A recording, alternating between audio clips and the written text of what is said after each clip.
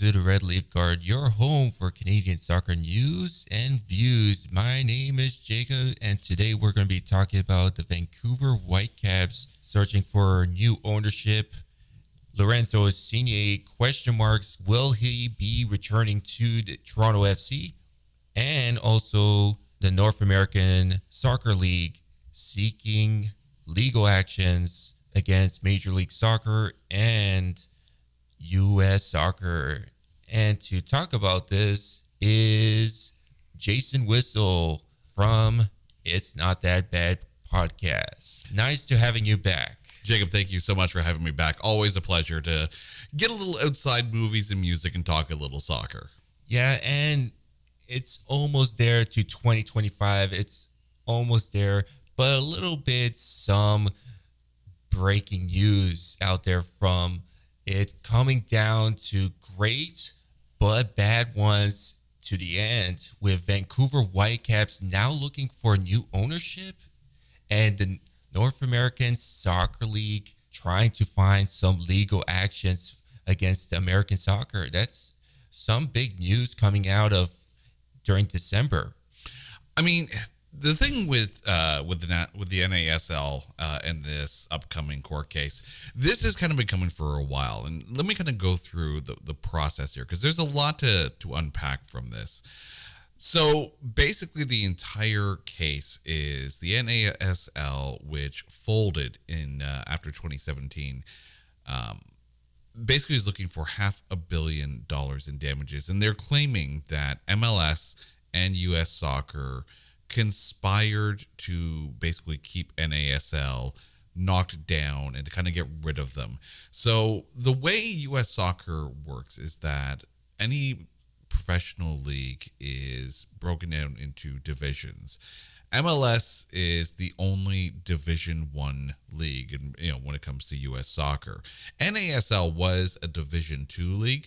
The thing is, though, is that in order for them to keep that divisional status, every team had to hit a certain capacity as far as stadiums go and the like. There's a lot that comes with being, even Division II as opposed to Division I. Now, here's the thing. U.S. Soccer has the ability to grant waivers to certain teams in order for them to maintain that status. So with MLS, they were constantly getting waivers, just on, one team. There was only one team that was getting those waivers. But USL was also a Division II team. So I want to put this into perspective. In 2017, the USL was granted 21 waivers in order to keep their Division II status. NASL only had two teams that needed waivers. They were denied from U.S. Soccer. That meant that they didn't have the money, they didn't have the broadcaster, they didn't have really anything. Now, the interesting thing is that they tried suing U.S. Soccer and MLS on antitrust, but that case was denied preliminary injunction in 2017.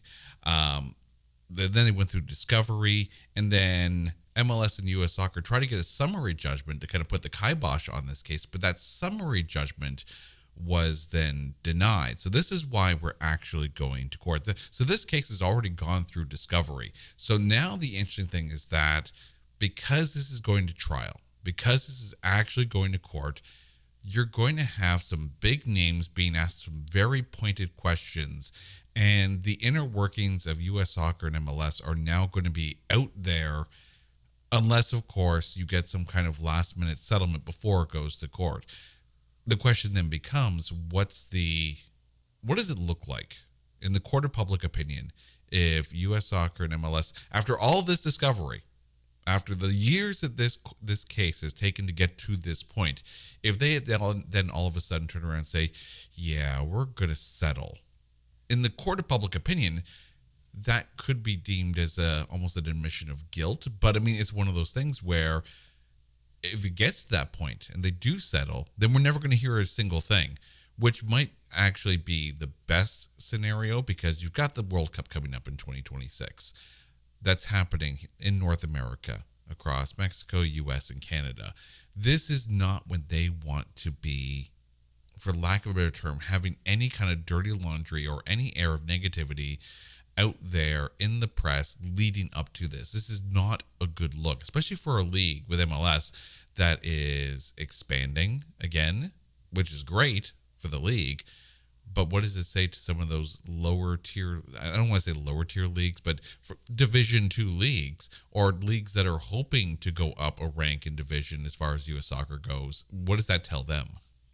It basically is everything out there that's like, for example, the whole you would say dirty money coming out of from CONCACAF, from all the members that were from CONCACAF. And we've seen during the time during FIFA how they did their schemes, like, and it was from the previous president from CONCACAF, and we've seen so many times.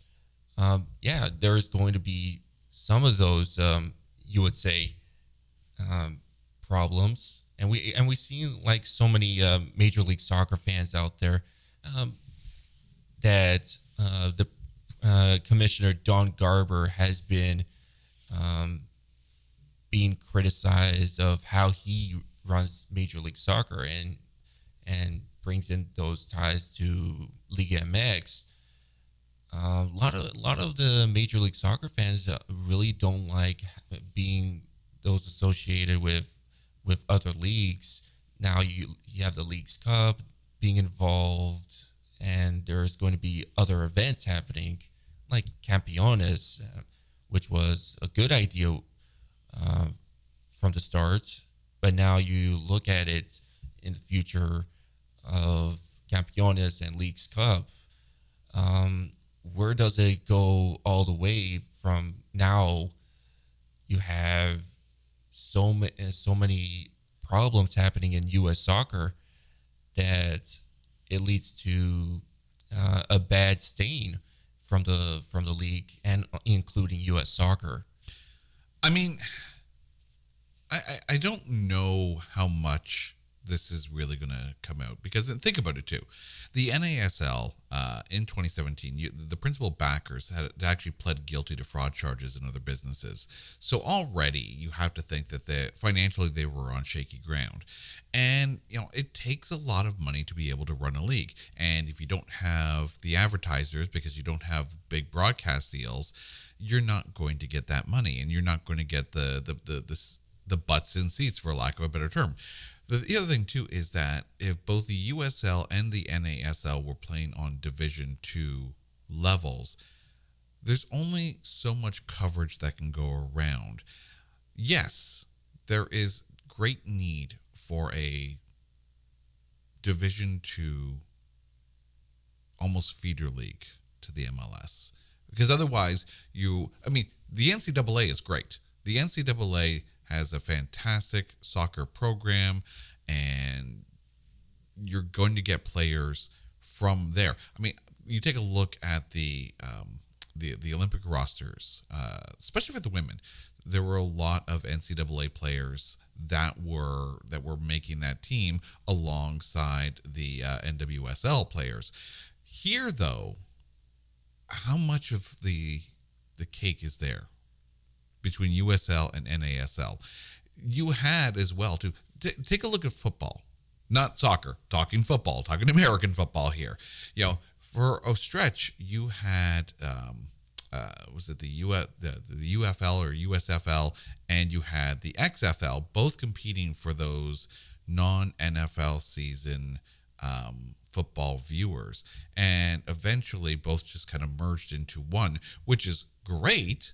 But it's one of those things where there is room for one. I don't know if there's room for two. And if the NASL was already in that situation where there were problems with the backers, if there's problem from the money people up top, I don't think it matters as far as the teams go. The USL proved that. The key thing here is this: if this does make it to trial, and we're very close to that, but if this does make it a trial, the burden of proof lies upon the NASL to show that there was collusion between MLS and U.S. Soccer to specifically get rid of or at least downgrade the NASL. So unless they have proof, then all of a sudden this is, for lack of a better term, a nothing burger. They have to have something. Now, the fact that MLS and U.S. Soccer was not granted a summary injunction on this because of or summary judgment on this based on discovery tells me that there is at least room for NASL to prove their case. Maybe there's something there, maybe there isn't. I don't know. We don't know anything because nothing has come to light. But the burden of proof lies on NASL. This isn't on U.S. Soccer. This isn't on MLS. The burden of proof must be there, which means that they have to have something that definitively shows their charges on this. And if it's not there, then the NASL, or at least the memory of the NASL, is just going to go into bad management and then trying to point fingers to somebody else. But if there is something there, it's not a good look going forward. Yeah. Like NASL has some great memories of in history. Like NASL used to have like one of the greats soccer players, like for example Pelé, who played for the New York Cosmos. And you look at some Canadian soccer fans out there who know that NASL used to have Vancouver Whitecaps. They used to have FC Edmonton. Like right now, everyone who knows FC Edmonton fans, now they're folded due to the financial problems during when they made to the Canadian Premier League. So there's a lot of good memories in the North American Soccer League that everyone knows and still to this day hold that, saying that it's a good league to actually have. But you're looking at it, there's the USL to this point. And as noticed, I still have to bring up another one that Ottawa Fury used to be in the North American Soccer League. I mean, this doesn't tarnish the teams and the players that were part of the NASL, and it doesn't take away from the memories when the league was actually functioning. It's the same thing as when you had the WHL, and then as it started to wind down, you all of a sudden had teams that joined the NHL, like the Edmonton Oilers. Same thing with basketball, right? You had the NBA and then you had the ABA. And as the ABA was starting to fold, some of those teams got rolled into the NBA. That's not to say that there isn't room for another league, another NASL. But I just don't know if they have a leg to stand on in this case.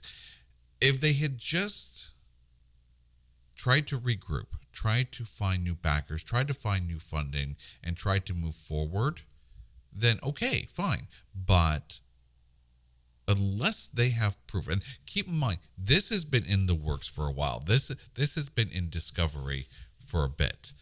So it might be a long shot, but the fact that they folded after the 2017 and we're going into 2025, that's 8 years. That's 8 years of sitting there saying, it was them. If they've got something, I don't know if it's actually devastating, but it's not a good look. But if there's nothing there, then it's 8 years wasted that could have been put to put another product on the field or try to get those teams rolled into USL. Yeah, and probably you're not going to see some good signs from both sides of the leagues, but probably when it finishes the case, it still brings in some damages to the league, and some fans are not going to like it, and it does question a lot from the whole soccer federation for the United States at this point. And right now, you're looking at in Major League Soccer for um, as noticed in the North American Soccer League. I brought up the Canadian teams like Vancouver Whitecaps, FC Edmonton, um, Ottawa Fury, and the list goes on. You've seen Ottawa Fury folded, FC Edmonton folded, and now you're looking at Vancouver Whitecaps in that's in Major League Soccer. Now they're in to this point that oops, we're having financial problems here. We are now into this case that we are now looking for new ownership for Vancouver Whitecaps. I mean, as I mentioned before, it takes a lot of money to run a league. It takes a lot of money to run a team. You take a look at the team of Greg Kerfoot, Steve Lusso, Jeff Mallett, and Steve Nash. This is the ownership group of the Vancouver Whitecaps, and they have owned the team since 2008. Now, I get that this. We're entering a year where there is massive change in MLS. Right? Take a look at TFC. Right, they are owned by Major League Maple Leaf Sports and Entertainment, and the majority ownership is now in the process of changing hands. Bell has obviously sold their rights to MLSE to Rogers, and now if you take a look at this, who's the title sponsor really on those jerseys of the Vancouver Whitecaps? That's Bell, right? So who knows how much Bell is going to be pulling back as far as their sports spending, their advertising spending. The company names on those jerseys bring a lot of money to the teams. But I also wonder too, like they've been in this game for a while. Like the entire MLS existence of the Vancouver Whitecaps has been under pretty decent ownership. Like you never heard any rumblings or any grumblings about this ownership team. They always fielded, if not a championship team, but a competitive team as far as MLS goes. Now, keep in mind, the Whitecaps are coming off their third straight Canadian championship. So there is success on the pitch, but they also haven't won a playoff game since 2017, an MLS playoff game, right? Also, the World Cup kind of hits, as mentioned, in 2026. So you have to wonder, on the heels of a third straight Canadian championship and with the World Cup looming, is this the ownership group trying to sell high, or is this taking a look at the financial landscape? And also, just to put this into perspective here, the shrinking value of the Canadian dollar as opposed to the American dollar. Something that's probably only going to get worse if tariffs come in from the Trump administration when he takes office. That's going to devalue the Canadian dollar as opposed to the American dollar, which means that teams like Vancouver, Toronto, and Montreal are going to have a hard time getting players to come here. Now, yes, I recognize those salaries are in U.S. dollars because MLS is a U.S.-based league, but that means that as Canadian teams, those prices are going to have to go up so they can make the difference for the drop in Canadian dollar. So you could sit there and say they're trying to sell high on the fact that soccer interest in Canada is high, but they're also selling low from a financial and future perspective as far as the Canadian dollar goes. Probably, I would just like we all know that Major League Soccer is is basically an American league, but it does question a lot, like like basically if it was a what if if Vancouver Whitecaps and all these Canadian teams of the Canadian Major League Soccer teams were not part of the Major League Soccer and they were part of the Canadian Premier League, and how basically would they function to that point? Yeah, I mean, as of late, the Whitecaps have fielded a fairly competitive team as far as MLS goes. They've made the playoffs, even though they haven't gone deep into the playoffs, or at least out of the first round. So there comes a point, though, where after a bit of non-playoff success, the fans stop coming, right? And I mean, you take a look at TFC, right? When TFC was at the top of their game, those stands were full. That was the place to be. And it still is in like the supporter sections, but the team hasn't really done much on the pitch. Vancouver has at least been very competitive, and they're in the mix, and they field a good team, and they put on a good show. It's a big stadium, and it feels empty, and it's not a good look, right? Don't get me wrong. I get it, right? The Toronto Argos did the same thing when they were playing at the time, Skydome / Rogers Center. It's a big place, and you're not going to fill it unless it's like a Grey Cup game. So the minute you move the Argos over to BMO Field, it feels more full, even though it isn't. Right? Same thing with the Alouettes when they were playing at Olympic Stadium. Now, admittedly, Olympic Stadium was falling apart, but when the Alouettes played there, it felt empty. Move it to a smaller field, and all of a sudden, the stands feel packed, and it's a much more festive atmosphere. I don't know where you put the Vancouver Whitecaps if they're not playing where they're playing, because it feels big, but also feels empty at the same time. If you look at previous events at the Olympic Stadium in Montreal, when you see a large event actually happening, I've seen multiple times that the Olympic Stadium has its purpose to actually have a big event, like for example Toronto FC versus Montreal. It brings in a big event, and it sells because it brings in that it is a popularity of the Canadian Championship. Mm-hmm. We've seen it happen back to back every single time, and everyone loves those kind of rivalries. But and you look at Vancouver Whitecaps, they don't bring in that atmosphere at all those times. And they're being played at an Olympic Stadium, yes, of course, but they don't have this kind of rivalry. No, they don't. I mean, you could argue that a team like Seattle or Portland kind of brings a little bit of that closeness rivalry to them, even though Seattle had more of a rivalry with TFC as far as the playoffs went. But they are kind of isolated, being the only Canadian MLS team out in the West. I mean, yeah, Seattle's just a ferry ride away or a drive away, and that's fine. Or even Portland. Yeah. They have a rivalry with them also, but they don't usually see that as like that Canadian rivalry ship of it. But you will look at previous Canadian championships, like, for example, Calgary FC, including Pacific FC. Could they adopt that into the Canadian Championship?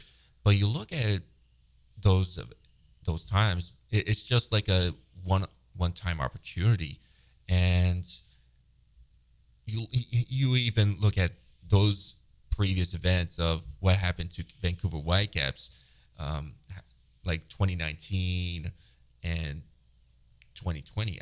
No, actually 2021. Mm-hmm. They basically fell apart in those Canadian championships against Pacific FC and Calgary FC, but they came back. I think you also have to take a look at the economics and the sports situation in Vancouver. Vancouver is a large city, but it is expensive as hell to live there. But also, let's be honest, Vancouver, it's a hockey town, right? It is Canucks Central. But you also have the Lions, you've got the Vancouver Warriors and then in NLL, and then you've got the Whitecaps. And people are looking at those dollars when it comes to live entertainment, whether it be concerts or whether it be sports or whatever the case may be, right? They're looking at the dollars and the increasing ticket prices, which are only going to go up if the Canadian dollar continues to go down, because MLS will need, or sorry, the Whitecaps will need to do that in order to keep up with their salaries. Eventually, at some point, people are going to sit there and say, no mas.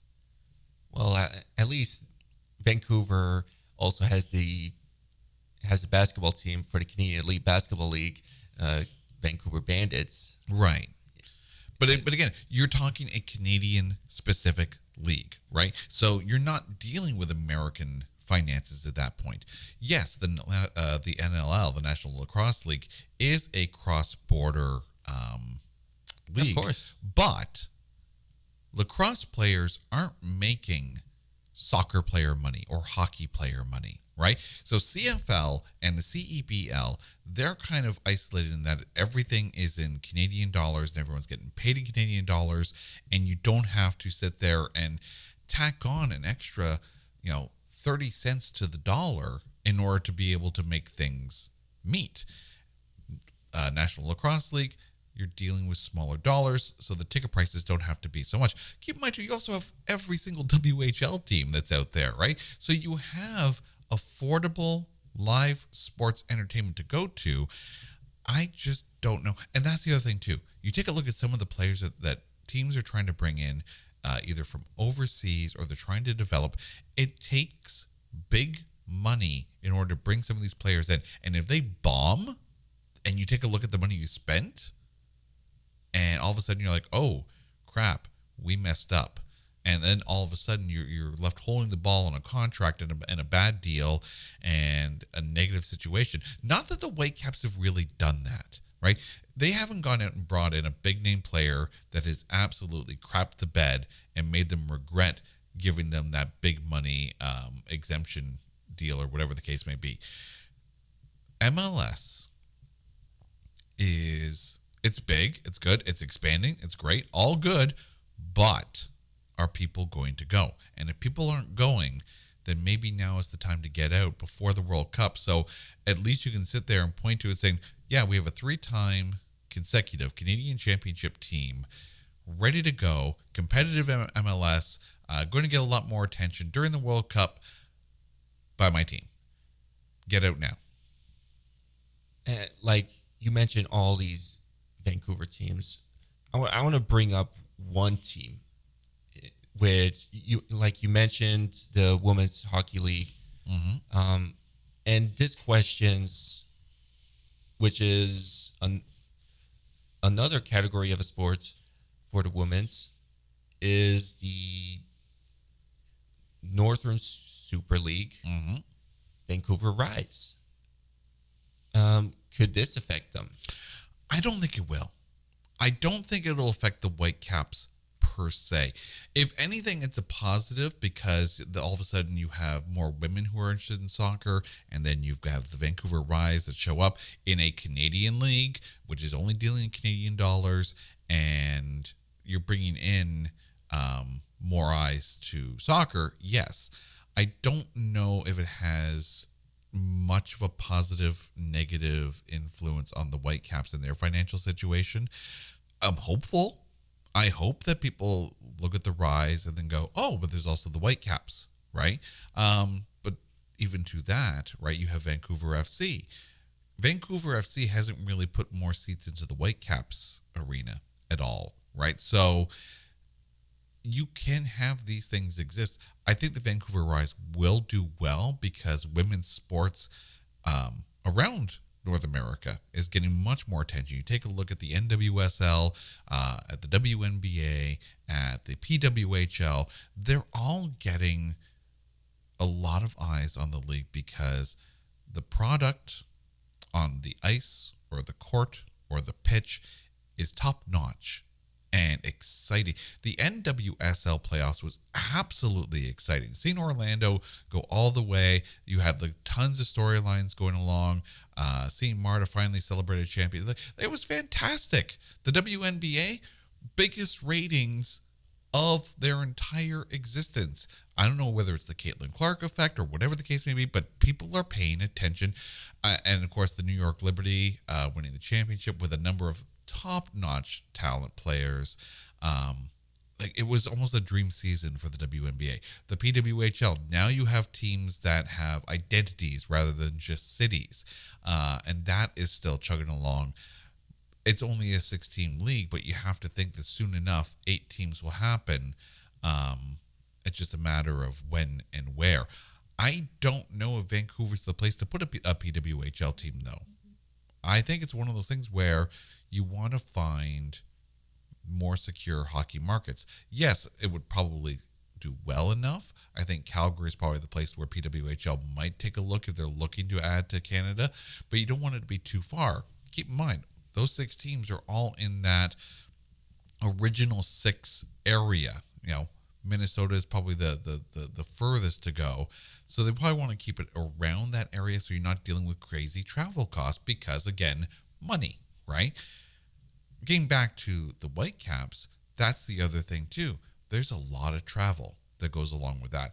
Like, it's not exactly a short distance to go from Vancouver to LA or from Vancouver to New York or Vancouver to Toronto or Montreal.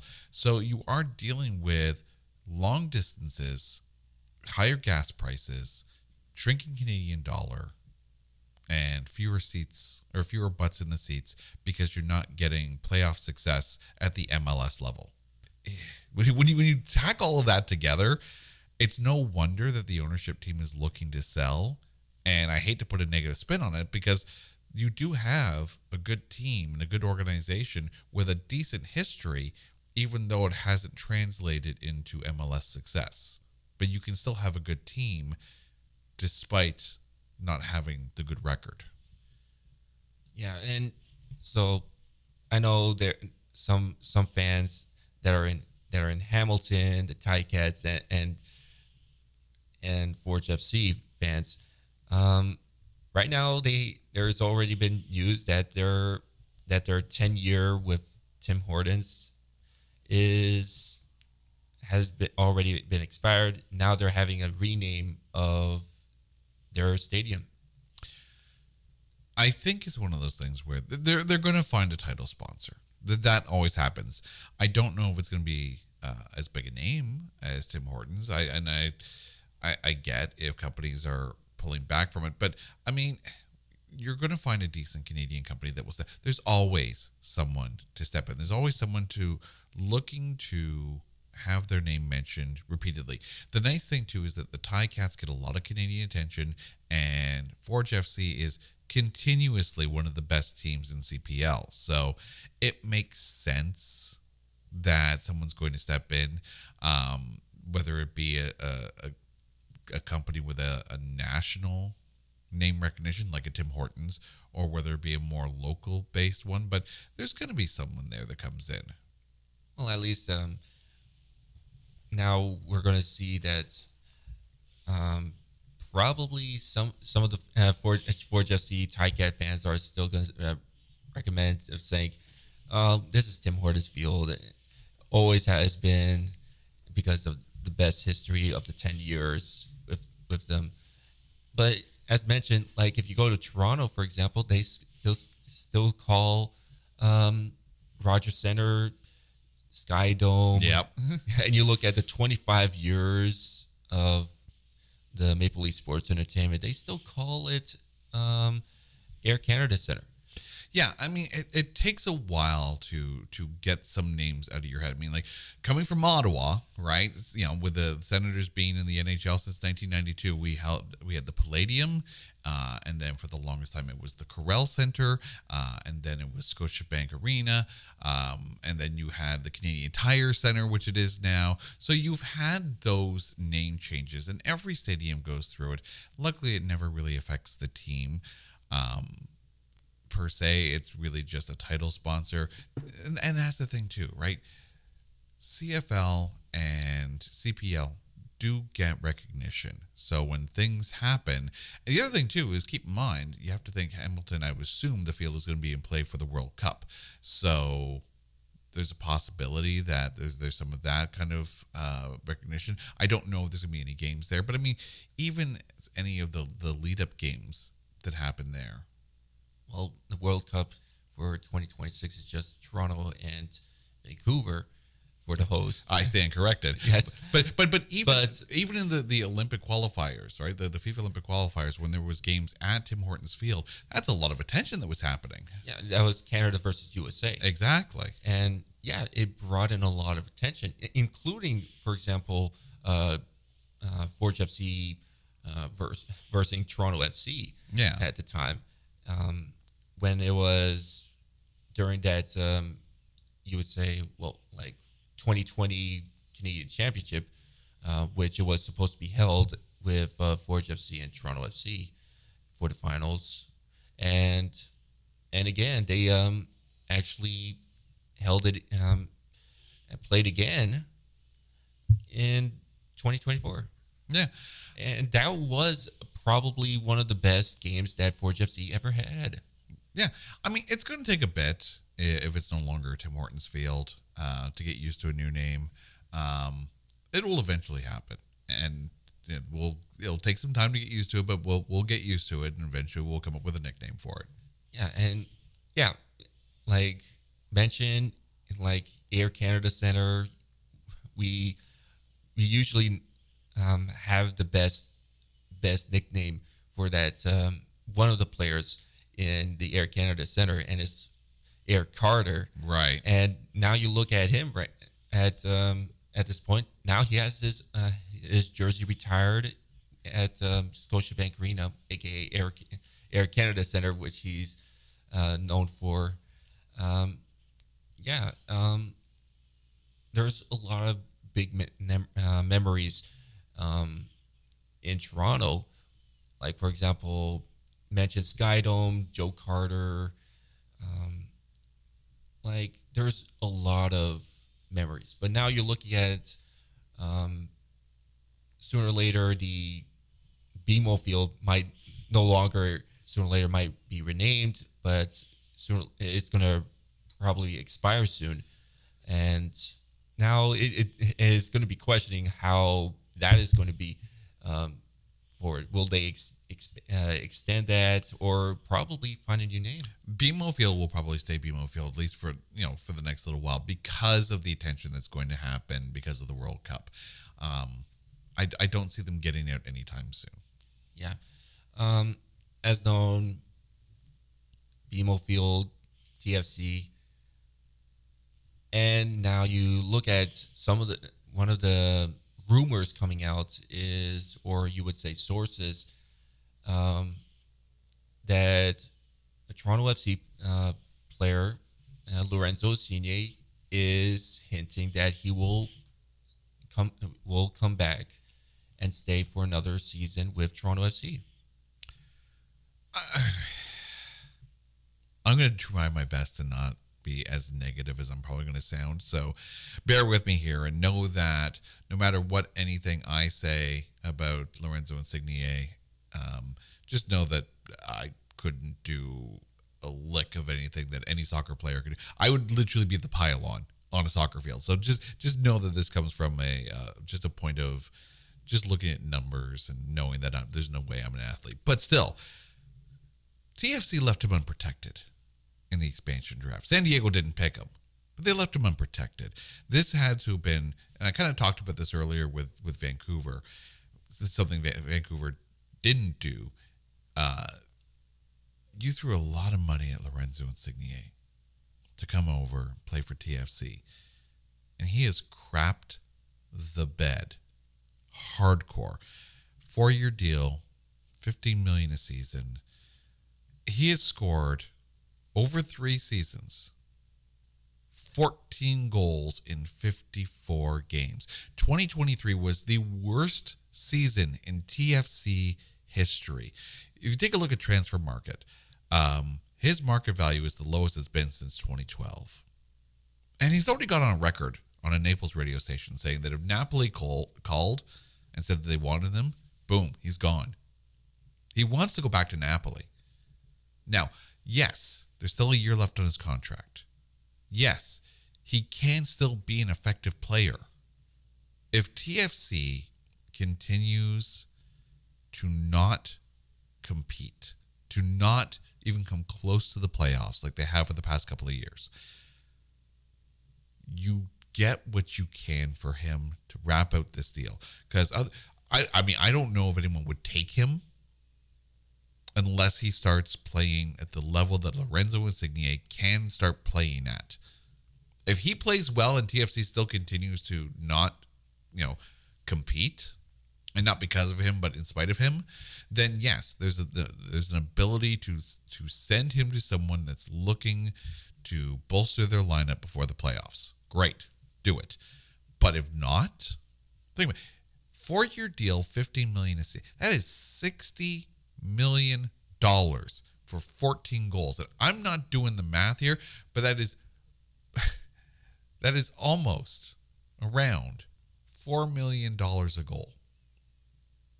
Yeah, it does look at that. If you're actually getting that kind of money and you're trying to be you're in that position of trying to be a scorer here, and basically you had a great performance as a player representing the national team, and you beated England in that Euros, I think. I mean, and you look at that saying, where did that performance go? Yeah, you were looking for someone to kind of be, for lack of a better comparison, the next Sebastian Giovinco. You were looking for someone to basically boost the offense, for someone to create a spark on the field, for someone to fill the net, and $4 million per goal. That's what you're looking at. $4 million per goal. Yeah, and probably that you're looking at Lorenzo Insigne probably more of a playmaker at how he played. For example, like how Victor Vasquez played when he played for Toronto FC, and it looked like that's how he actually played like. But I think it's one of those things where if he was a playmaker and he was the guy to set up the goal, then you would see those results. But that's the thing, you don't. Yeah, you just don't. But you don't actually. It's so actually facts. But now you look at, there's another player with Toronto FC. He's now searching for other teams out there, and he's getting a lot of attention from Greece, and it's Bernardeschi. I think, and he's getting from Olympiacos. He's getting teams from Athens. So he's getting a lot of attention in Greece, but I think that Toronto FC is still trying to keep him, and I think that if you want to get, if you are trying to get a better player who is actually good at scoring, you look at it and just say, probably let them actually go of Lorenzo Insigne and Bernardeschi, because they didn't actually do really well in playing with Toronto FC. And again, yes, you look at some of that front field, they did not do really well of how they performed. And yeah, there is make some changes for the roster and search some good players. Yeah, I mean, let me ask you a question. During his 3 years with TFC, can you honestly say that Lorenzo Insigne was the best player for TFC on the pitch?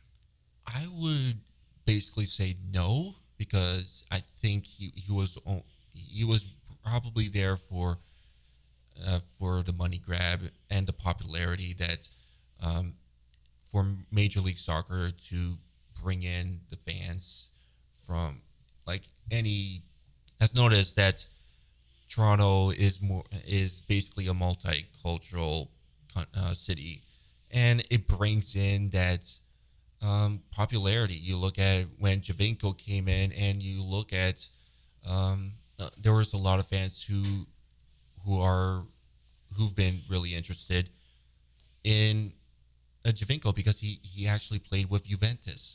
And you look at some other Italian teams out there of Bernardeschi and Lorenzo Insigne of how they performed, and the teams that they played, they brought in the popularity and brought back more fans, and but they didn't show it on the field. But you look at Javinko, for example, he showed it that he was there to actually show 100%. And yeah, he brought it. He actually made Toronto FC win a MLS Cup and the first team to actually win the treble for Major League Soccer. And yeah, you see that popularity for Toronto FC fans, and they gain a lot of popularity. But the popularity came down when, my opinion, when Toronto FC brought in Lorenzo Insigne and Bernardeschi at this point. Yeah, I mean, they're not the first team to bring someone over from overseas in order to, not just put a little boost onto the field, but also put a boost into the popularity of it. I mean, you take a look at when the LA Galaxy brought in David Beckham. And right, and don't worry about that. It's like you see Zlatan Ibrahimovic, even, and Zlatan Ibrahimovic basically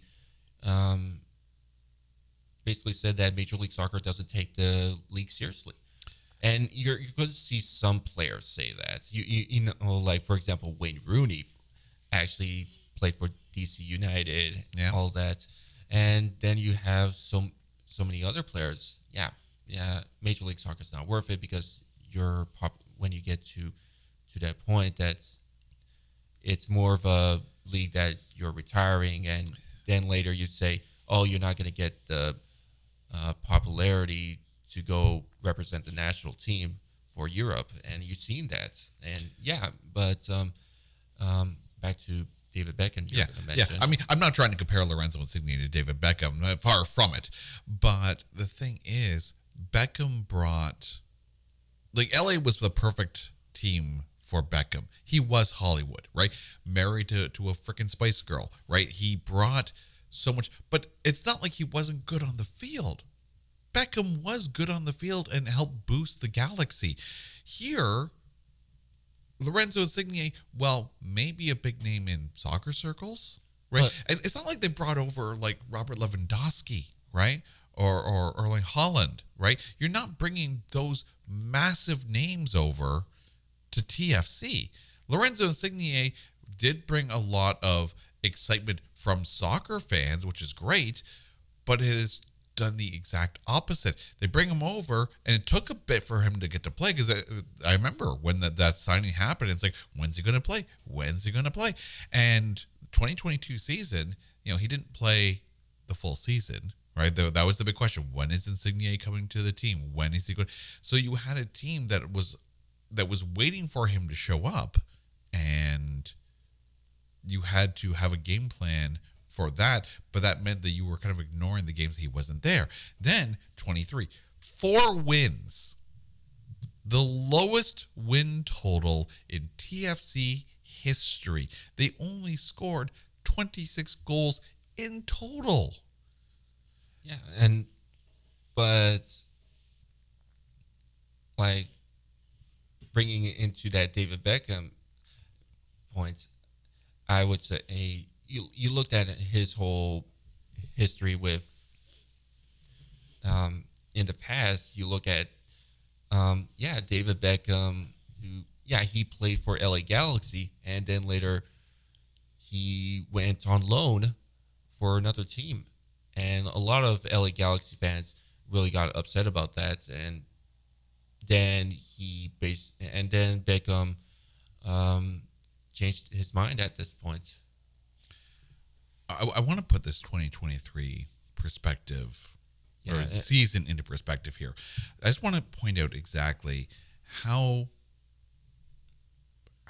big this contract is in comparison to everything else. $60 million. Right? Well, I mean, there's the thing, right? And then you have other players that have a bigger contract and they're doing really well. Yeah. But you see a lot of players that have big contracts that they don't perform really well. And yeah, you look at some of the big name players, like for example Robert Lewandowski, who plays for Barca. He didn't do well, but he slowly went back to doing well. But it does question about the age of Robert Lewandowski. But you look at Cristiano Ronaldo. He's in Saudi Arabia and saying that Saudi Arabia is actually a good league, but that's question of how the league's performance.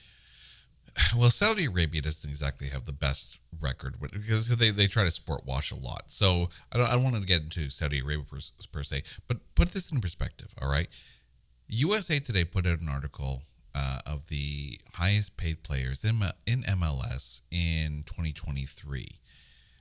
Insigne was the number 2 highest paid player, and then at number 4 you had Bernadeschi. You had 2 of the top 5 highest paid players in the league in 2023, and you could only manage 4 wins. Yeah, that's like one of the most underperformed manager, you would say, that you try to find big name players that already passed their prime. And yeah, I mean, like they underperformed at the point. That is like paying the amount of money it would cost you to get like an Alienware top of the line gaming computer, and all you get is a VIC 20. That's basically what it is. So I mean, like, I ask it's you, it's like one of, you would say, the biggest scams.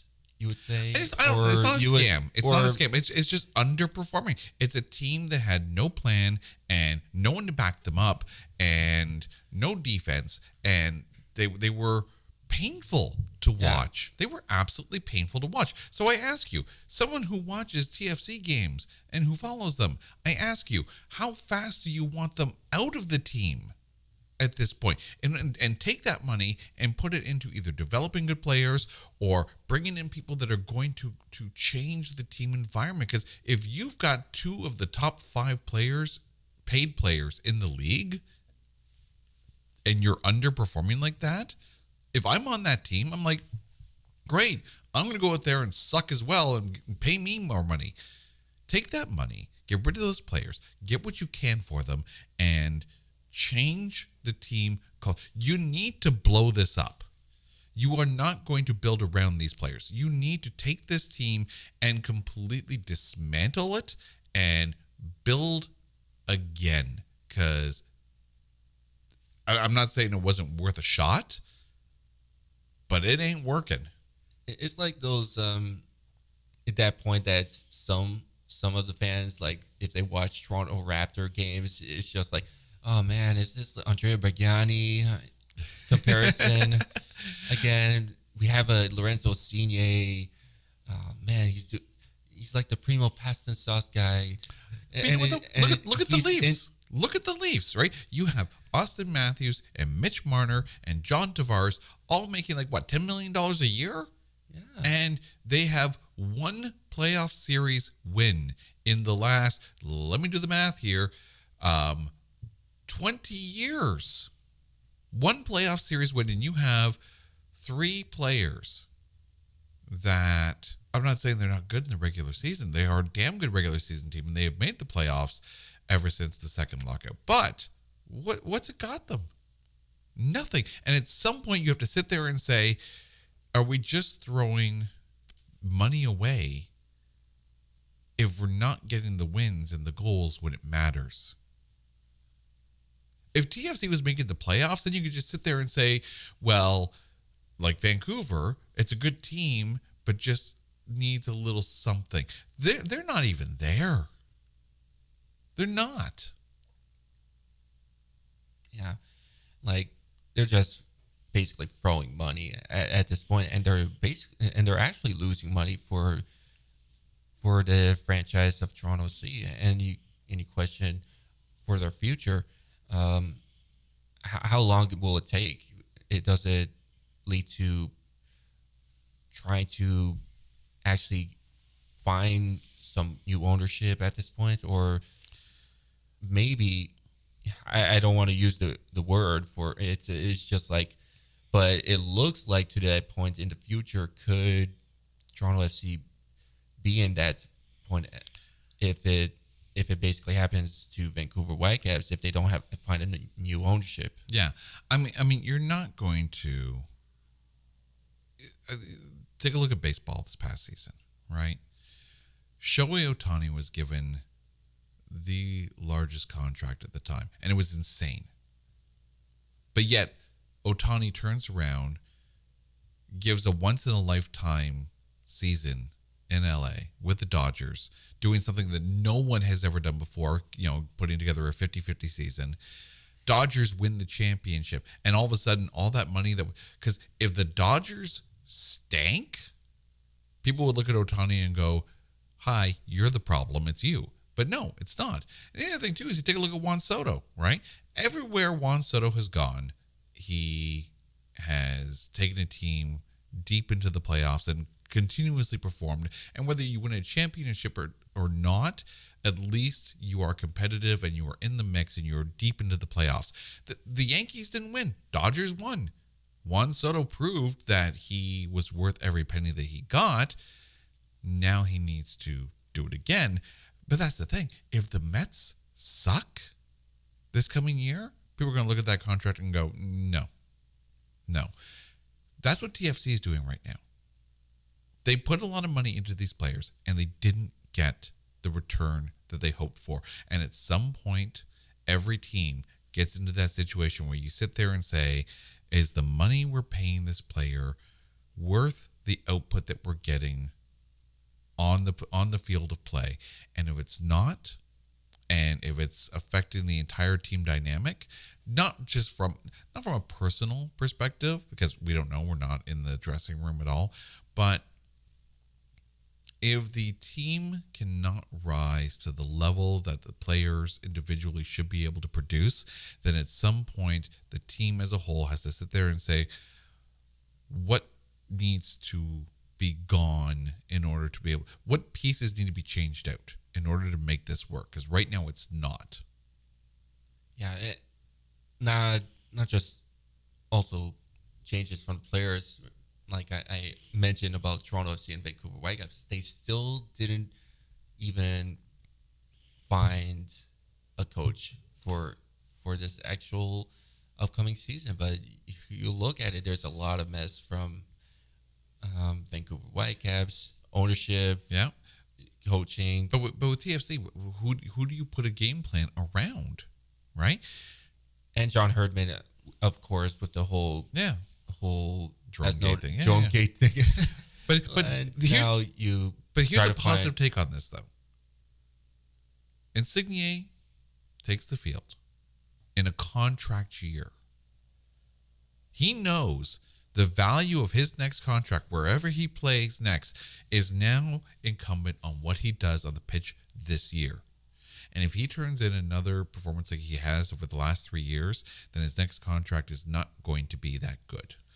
He is probably going to be very motivated in order to be able to play as good as he has in the past before TFC and move to somewhere with a bigger contract and do what he should have done in the first place. And if TFC reaps the benefits of that, great. Move him out. If he's playing well, but the team's still not going to make the playoffs, move him out. Get what you can. If the team is doing well, though, and he's playing well, and that's because of it, you run into a weird situation where the rebuild, and let's be honest, TFC is in rebuild mode at this point. You have to think. Do you put the rebuild on hold if Insigne can get TFC into the playoffs, knowing that he's done after this year? Yeah. So you mentioned that, yeah, he might be of a lower standard of his contract if the manager wants to think of what is he worth for the upcoming if they want to re-sign him. But it does it's like this simple one about like Sebastian Javinko, like how he basically performed, and he actually rejected his contract, which he got the same contract, um, the amount of that he got from his previous contract that he signed with TFC, and a lot of people questioned about Toronto FC of why would you give him the same amount to extend his contract, since he actually was the MVP for Major League Soccer. He won an award for the CONCACAF Champions Cup during the time that Toronto FC were the runner-ups for against Chivas in 2018, and it does ring in some of that question marks. Like it does bring it just wants to question, should Javinko had given a better larger contract when they wanted to sign him. Well, I mean, the question then goes to ownership, right? And keep in mind that TFC is also owned by MLSE. So you have, under MLSE, you got the Leafs, you got the Raptors, you got the Argos, and you have TFC. And where is the priority spending? Oh, you got the Marlies too, but you know, I mean, that's the AHL, right? But where is the priority spending for MLSE, right? Obviously, the Leafs get the priority spending because that is the draw right there. It is Maple Leaf sports and entertainment, right? You know, the Leafs are the bread and butter. They're always going to draw eyes no matter how bad the team is on the ice or how good the team is on the ice. People are going to fill those seats. It's the Leafs, right? It's automatic. The Raptors,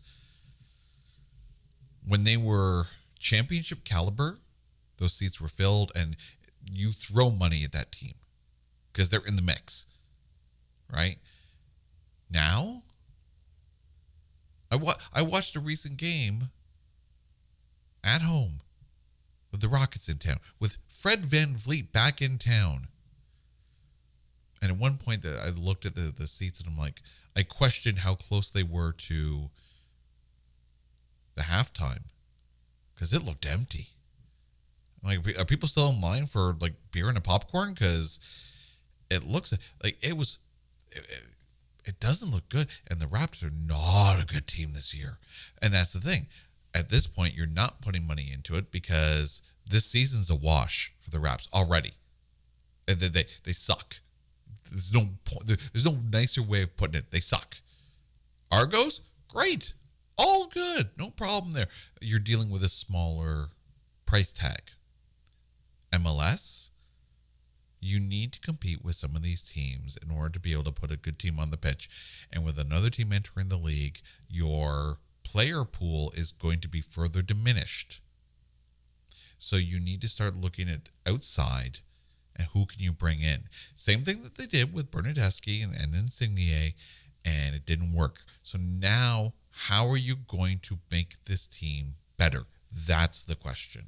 Yeah, I think that the part when you bring in Lorenzo Insigne and Bernadeschi, I think that when Toronto FC got into that popularity, you look at, you brought in Josie Altidore, even you bring in Michael Bradley, you bring in, but Bradley wasn't brought in to put balls in the net, right? He was there for leadership and defense, right?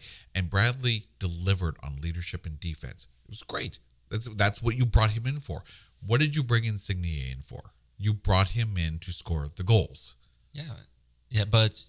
And now you're looking at who could be that next player to bring in that leadership. You look at Jonathan Osorio is one of them. You have maybe Sean Johnson to bring that leadership role, but you're looking at probably some of these players might not actually do well in the leadership role, but it's probably going to also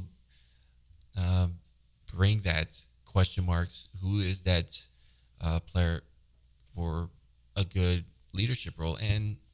But I think they are still going to try to look at saying Jonathan Osorio will take that leadership role in that future. But it does question how Toronto FC will do well with its being together in the next season. Yeah, no, it's. I hope they can turn it around. I really do. It's going to take time. It's going to take patience. Lorenzo Insigne, I don't think, is part of the solution. Yeah, he'll be there until he's not, and then TFC will move forward. Yeah. Future question mark for Canadian teams out there, always. And also, we all know the future, the FIFA World Cup for 2026. Everyone's really hyped for that. And we hope Vancouver Whitecaps gets a new ownership, and all the like Toronto FC and Vancouver Whitecaps turns everything around and get better, including Club of Montreal, and including how Canadian Premier League goes for the next season, and also for the Northern Super League for their upcoming opener season. And that's full time of the Red Leaf Card. You can follow us on X and on YouTube, and you can listen to us on Spotify and Apple Podcasts. I'm your host, Jacob, subbing out.